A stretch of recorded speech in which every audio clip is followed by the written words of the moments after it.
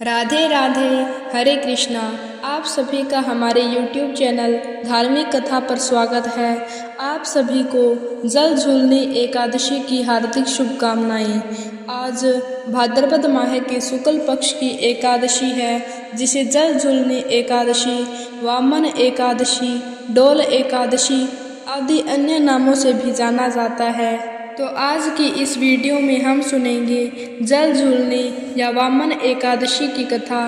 तो आइए कथा को शुरू करते हैं। धर्मराज युधिष्ठिर बोले कि हे भगवान, भादों की शुक्ल पक्ष की एकादशी का क्या नाम है तथा उसकी विधि क्या है? उस एकादशी के व्रत करने से कौन सा फल मिलता है, सो सब समझा कर कहिए। श्री कृष्ण भगवान बोले कि हे राजन श्रेष्ठ, अब मैं अनेक पाप नष्ट करने वाली तथा अंत में स्वर्ग देने वाली भादों की शुक्ल पक्ष की वामन नामक एकादशी की कथा सुनाता हूँ। आप इसे ध्यान पूर्वक सुनो। इस एकादशी को जयंती एकादशी भी कहते हैं। इस एकादशी की कथा सुनने मात्र से ही समस्त पापों का नाश हो जाता है। इसी एकादशी के व्रत का फल वाजपेय यज्ञ के फल से भी अधिक है। इस जयंती एकादशी की कथा से नीच पापियों का उद्धार हो जाता है।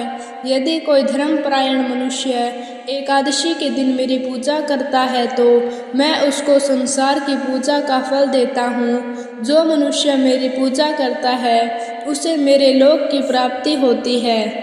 इसमें तनिक भी संशय नहीं है। जो मनुष्य इस एकादशी के दिन श्री वामन भगवान की पूजा करते हैं, वह तीनों देवता अर्थात ब्रह्मा विष्णु महेश की पूजा करता है। जो मनुष्य इस एकादशी का व्रत करते हैं, उन्हें इस संसार में कुछ भी करना शेष नहीं रहता।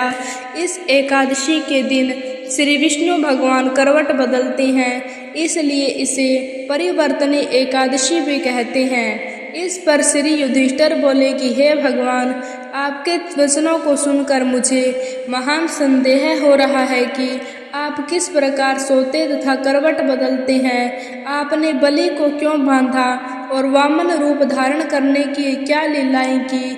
चातुर्मास्य व्रत की विधि क्या है तथा आपके शयन करने पर मनुष्य का क्या कर्तव्य है, सो सब विस्तार पूर्वक कहिए। श्री कृष्ण भगवान बोले कि हे राजन, अब आप पापों को नष्ट करने वाली कथा का श्रवण करो। त्रेता युग में बलि नाम का एक दानव था। वह अत्यंत भक्तदानी, सत्यवादी तथा ब्राह्मणों की सेवा करने वाला था। वह सदैव यज्ञ तप आदि किया करता था।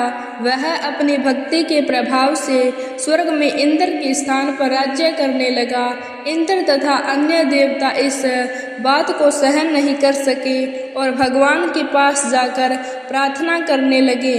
अंत में भगवान ने वामन रूप धारण किया। मैंने भगवान तेजस्वी ब्राह्मण बालक के रूप में राजा बलि को जीता। इस प्रकार राजा युधिष्ठिर बोले कि हे जनार्दन, आपने वामन रूप धारण करके उस बलि को किस प्रकार जीता, सो सब समझाइए। श्री कृष्ण भगवान बोले कि हे राजन, मैंने वामन का रूप धारण करके राजा बलि से याचना की कि हे राजन, तुम मुझे 3 पेर भूमि दे दो, इससे तुम्हारे लिए 3 लोक दान का फल प्राप्त होगा। राजा बलि ने इस छोटी सी याचना को स्वीकार कर लिया और भूमि देने को तैयार हो गए। तब मैंने अपने आकार को बढ़ाया और भूलोक में पैर, भुवन लोक में जंघा, स्वर्ग लोक में कमर, महीलोक में पेट, जनलोक में हृदय, तप लोक में कंठ और सत्यलोक में मुख रखकर अपने सिर को ऊंचा उठा लिया। उस समय सूर्य, नक्षत्र, इंद्र तथा अन्य देवता मेरी स्तुति करने लगे। उस समय मैंने राजा बलि को पकड़ा और पूछा कि हे राजन, अब मैं तीसरा पैर कहाँ रखूं? इतना सुनकर राजा बलि ने अपना सिर नीचा कर लिया। उस सिर पर मैंने अपना तीसरा पैर रख दिया और वह भक्त दानव पाताल को चला गया। जब मैंने उसे अत्यंत विनीत पाया तो मैंने उससे कहा कि हे बलि, मैं सदैव तुम्हारे पास रहूंगा। भादों के शुक्ल पक्ष की परिवर्तनी नामक एकादशी के दिन मेरी एक प्रतिमा राजा बलि के पास रहती है। और एक क्षीर सागर में शेष नाग पर शयन करती है। इस एकादशी को विष्णु भगवान सोते हुए करवट बदलते हैं। इस दिन त्रिलोकी के नाथ श्री विष्णु की पूजा की जाती है। इसमें चावल और दही सहित चांदी का दान किया जाता है। इस दिन रात्रि को जागरण करना चाहिए। इस प्रकार व्रत करने से मनुष्य समस्त पापों से मुक्त होकर स्वर्गलोक को जाता है।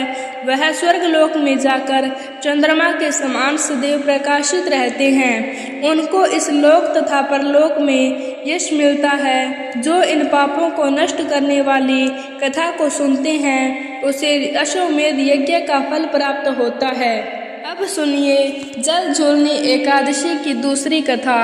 एक बार सूर्यवंश में मधांता नामक चक्रवर्ती राजा हुआ करते थे। उनके राज्य में प्रजा बहुत प्रसन्न थी। राज्य में रहने वाले सभी तन मन धन से सुखी रहते थे।